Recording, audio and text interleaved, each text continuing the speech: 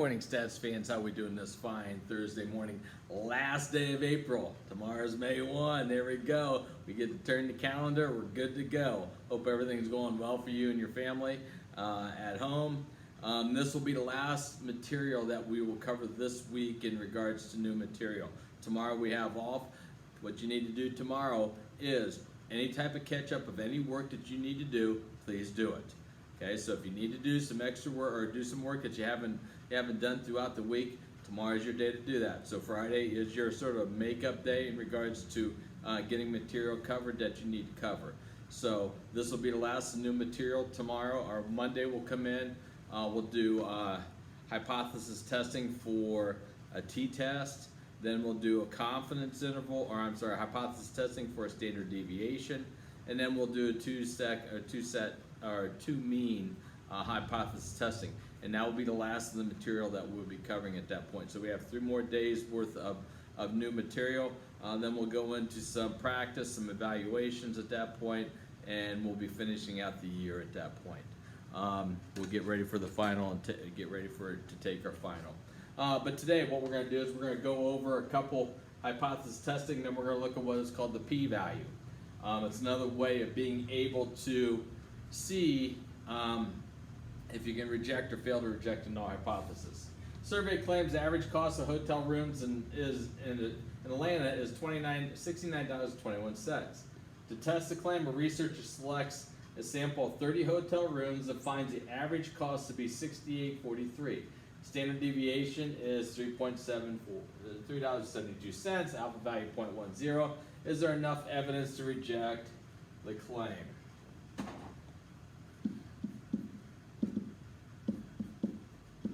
Once again, we always start out with a null and alternate hypothesis, and we are trying to test the population mean. Okay, the survey says the average cost is that, and we want to test, is there enough evidence to reject or accept that claim? So if we're saying it is that in the mathematical world, that means to equal it. So we have mu is equal to 69.21, and mu is not equal to $69.21. Once again, remember, equality always goes with the null hypothesis. Equality always goes with the null.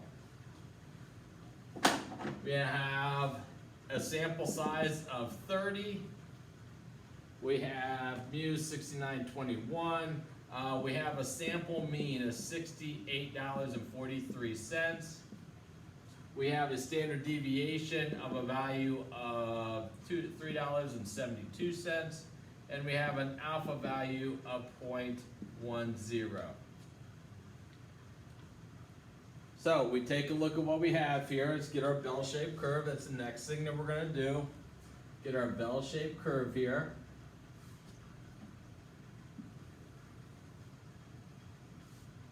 Okay, the question we have to ask ourselves is this a one-tail or two-tail test? Well, if we have equality or inequality, that is a two-tail test. So we are two-tail. We are two-tail. Let's get our two-tail in there. Once again, this is critical or non-critical. This is critical and critical. We need to now determine what our critical value is. So we go to our t-distribution table. We have a two-tail test, so along the top we're going along the two-tail test. We have an alpha value of 0.1, so 0.1 on the two-tail. Drop all the way down to the bottom, 1.645.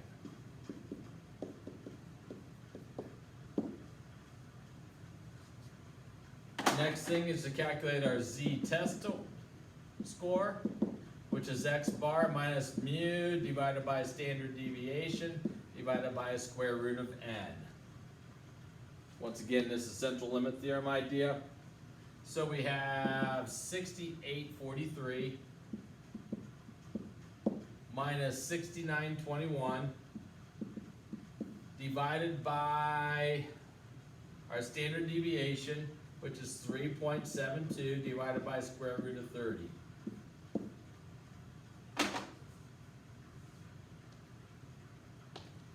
Now remember what we do is we can subtract the two top values, 68.43 minus 69.21, and you get negative 0.78. And then just hit your divide button.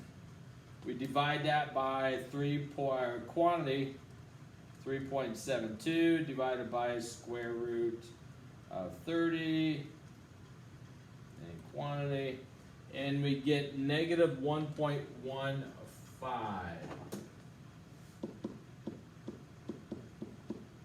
is our test value. So if we go to our values over here, this is a number line where this is going to still be 0. I'm negative 1.15, which puts me there. It puts me in the non-critical region, so we can fail to reject the null hypothesis of the mean room rate equal to $69.21. Once again, this is just a review of what we did yesterday. If we take a look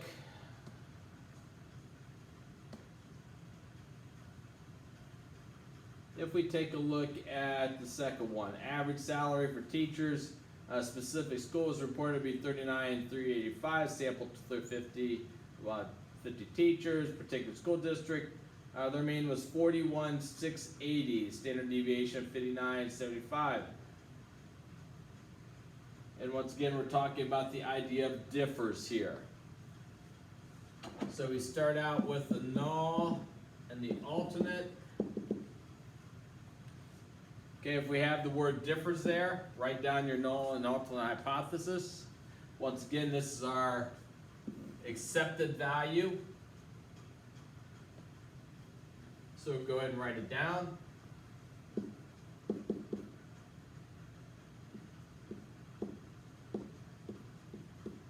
So we got not equal to and mu is equal to.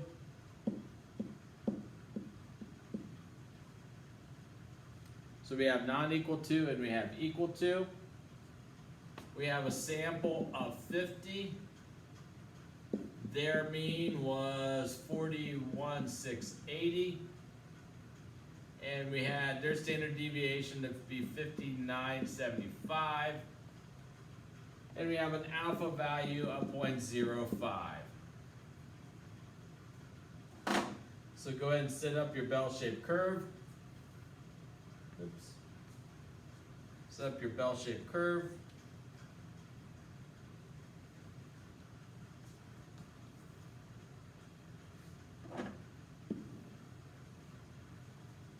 One tail, two tail, which one is it? That's right, two tail.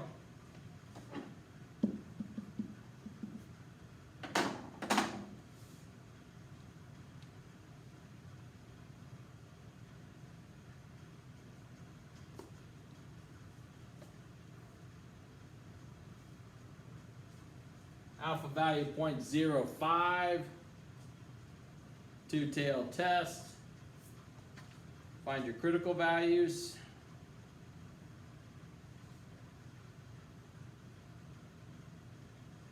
$1.960.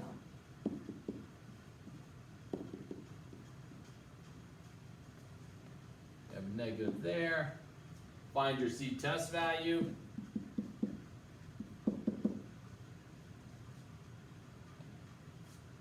Go ahead and calculate it. X bar minus mu divided by standard deviation divided by square root of n.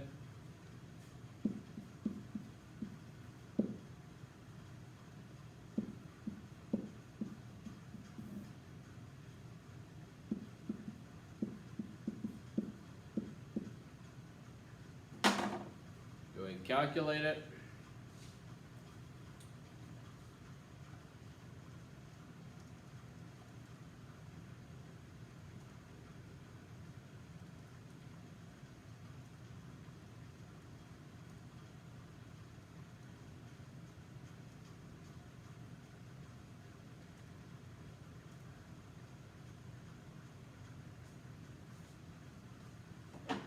and we get a z-test of 2.716. Which puts me way over here. Okay, this is non-critical. This is critical. Critical. So we fall in a critical region, so we can reject the null hypothesis of the mean salary being equal to 39,385. What we're going to talk about today is we're going to talk about the p-value. The p-value. The p-value is another way of determining if we can reject or fail to reject a null hypothesis. It's the area underneath the standard normal distribution curve that represents the probability of a particular sample statistic. The p-value is the area outside the area from a z-score. So my z-score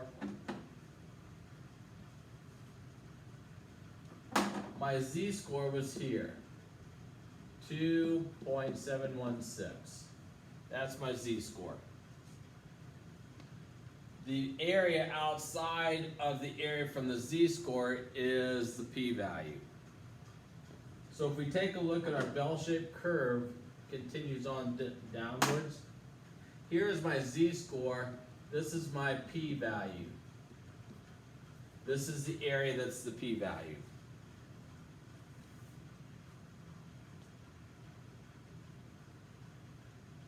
Let's use the last example to calculate a p-value. First thing we have to do is calculate the z-score, which we did, 2.716.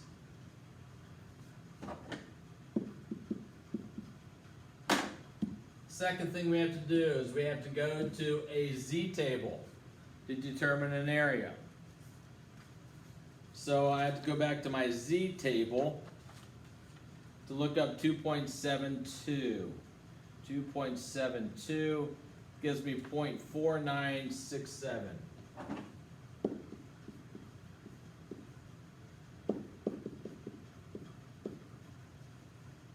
4967. The third thing we do, subtract the area from 0.5. So we have 0.5 minus 0.4967, which is 0.0033.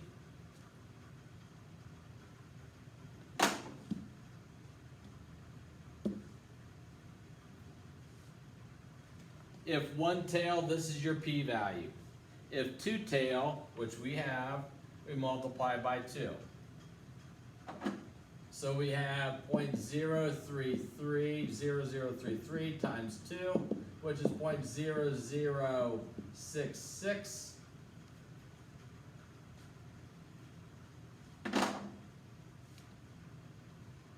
If the p-value is less than the alpha value, you reject the null hypothesis.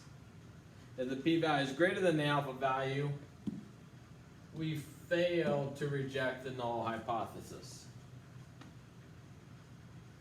So we can either reject or fail to reject by looking at the p-value. Well, in this case, our p-value equals 0.0066. Our alpha value was 0.05. Alpha value 0.05. So we have the occasion that the p-value is less than the alpha value. We can reject the null hypothesis. And that is calculating the p-value. That's how we determine the p-value. Now let's take a look at our calculator.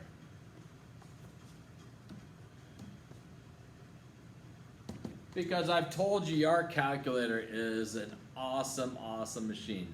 The things that we can do with our calculator is I mean, there's so many things programmed in there, we don't quite realize what all it does. So this is a little KYC moment. Know your calculator. All right, what I'm going to do is I'm going to clear out some stuff on my y equals, and I'm going to zoom, and I'm going to make sure that I have my basic calculator graph mode, because I will need this. If we go to the statistics, okay, all we've done is we've done the edit and we've done the calculate the one variable statistics. That's all we've done. What we're going to do today is look at the test mode.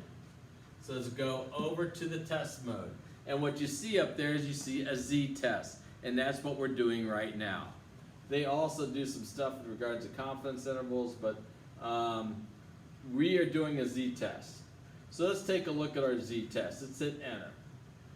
Now we have two things we could do. We could either enter in our data into our lists, okay, which will be some of your problems also. You put your data into your list, or you could just type in statistics. We're going to do statistics. We're going to type in the statistics that we're going to be dealing with. Okay, we have the original mu, our population mu, which in this case was, let's see. We're going to take a look at this example, 39,385. So type in 39,385. Hit enter.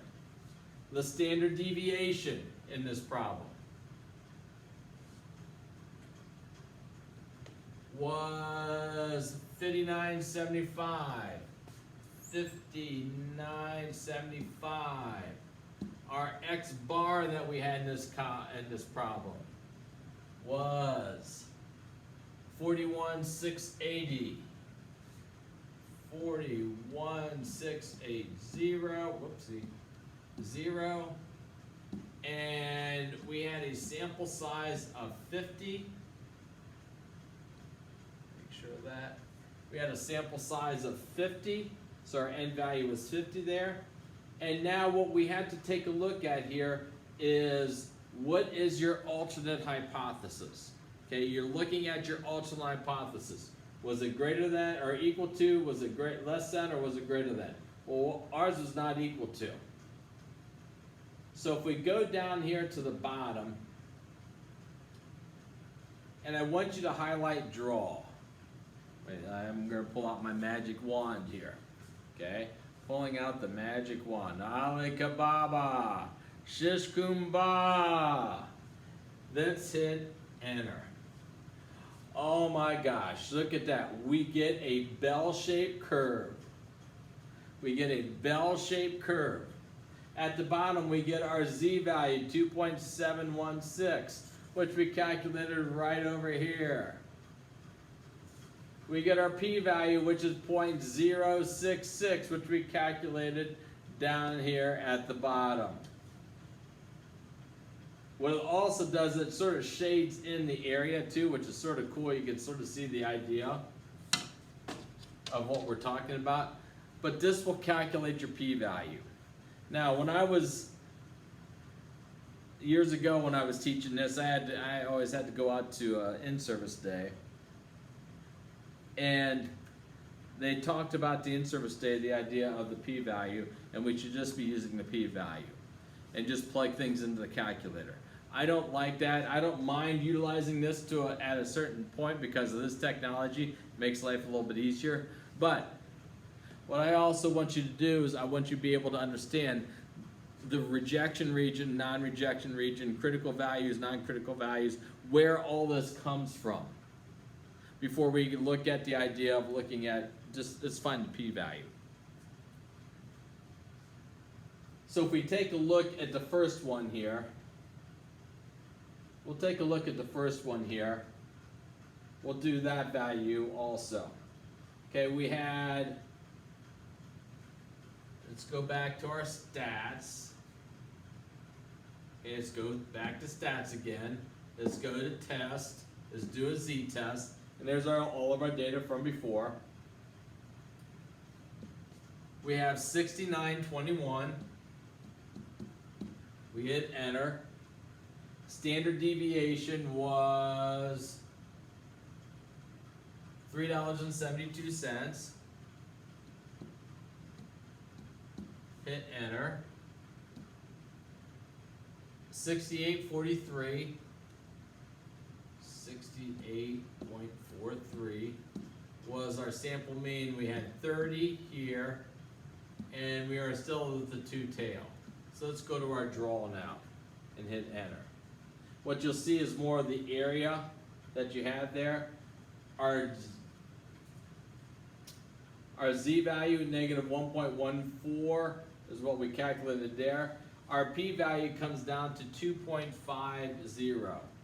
So in this case, our p-value comes down to 2.5 or 0.0. My bad. 0.2508.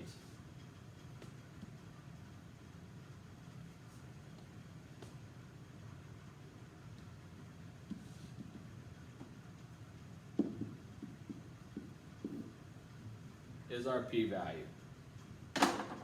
Once again, that's another way, and this p-value is greater than the alpha value, so we fail to reject the null hypothesis.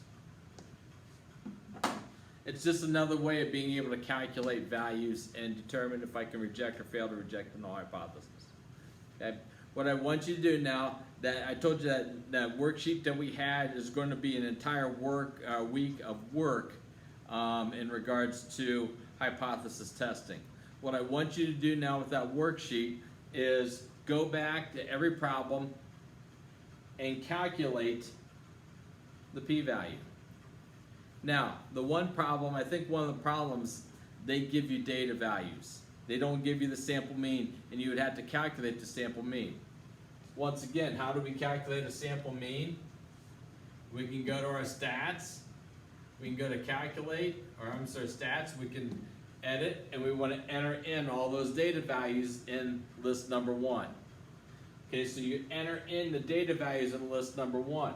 Now, what is nice about your calculator is when you go to statistics and you do the test, if you go to data and hit enter, it asks you what list our data values are from. And what it will do is it'll pull all the data values from that list and calculate your mean and standard deviation for you.